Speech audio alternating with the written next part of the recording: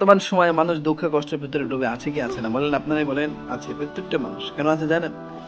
কারণ সুখ যখন আপনি ভোগ করবেন, মনে করেন এক গ্লাস পানি, হাফ গ্লাস সুখ ভোগ করলেন, তাহলে এই হাফ গ্লাস দেখবেন দুঃখ আছে। সহজ ভাষায় একটা কয়েনের এক পৃষ্ঠায় সুখ আর এক পৃষ্ঠায় দুঃখ আছে। আপনি যত সুখ নেবেন তত দুঃখ আপনার জীবনে আসবেই, এটা গ্যারেন্টি। কুদরত এইভাবেই তৈরি করে, এভাবেই সৃষ্টি করা। সহজ হিসাব। আপনি সবসময় সুখ নেবেন, সবসময় সুখ নেবেন, এটা কোশ্চিন কালেও হবে। আপনি যখন একটা সুখ পাচ্ছেন খাবারে, প্রচুর পরিমাণে খাওয়ার পরে দেখবেন আপনার শরীরে অলসে ভরে গেছে, গ্যাস হবে, পেটে অসুখ হবে, হাজারো সমস্যা হবে। যেরকম বর্তমানে সময় গরুর মাংস খেলে আমরা অনেক একদম আনন্দ পাই, খুশি পাই। কিন্তু গরুর মাংস আপনি যত বেশি খাবেন তত আপনার রোগ, হাড়ের রোগ, প্রেশারের রোগ, ডায়াবেটিসের রোগ, শরীরে হাজার রকম সমস্যা হবে, কোষ্ঠকাঠিন্যের রোগ হবে। আর আপনি যে সুখ নিয়েছেন, আনন্দ নিয়েছেন, গরুর মাংস দিয়ে ভাত খেয়েছেন, খুব আনন্দ, খুব খুশি।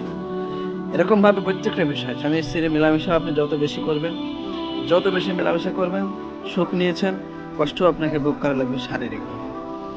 এই জন্য আমি বলছি যে দুনিয়াতে আপনি প্রত্যেকটা বিষয়ে যদি মধ্যম পন্থা অবলম্বন করেন, স্বামী স্ত্রীর মেলামেশা, খাওয়া দাওয়া, প্রত্যেকটা কাজের ক্ষেত্রে মধ্যম পন্থা যদি অবলম্বন করেন এবং বিপদ আপদের সময় যদি ধৈর্য ধরে আলহামদুলিল্লাহ বলতে পারেন, তাহলে ছোটখাটো সমস্ত দুঃখই আপনার দুঃখ আর মনে হবে না।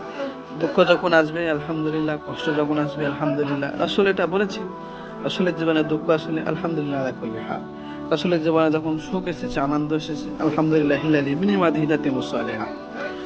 এটা আমি বলতে চাচ্ছি যে দুনিয়াতে শুধু সুখ চাওয়াটা একটা ভুল ধারণা। শুধু সুখ চাই, শুধু সুখ চাই, এই ধারণাটা একটা মিথ্যা। আশা করি বিষয়টা বুঝতে পেরেছি। সুখ পেলে, সুখ যখনই পাবেন দুঃখ পেতে হবে। ঠিক সেরকম ভাবে আপনার জীবনে দুঃখ চলছে এখন, বর্তমান সময়ে যদি কারো জীবনে দুঃখ চলে, তো এই দুঃখ কিন্তু বেশি দিন থাকবে না। কিছুদিন পরে দেখবেন আপনার আপনার আবার আপনি সুখ ভোগ করা শুরু করছেন।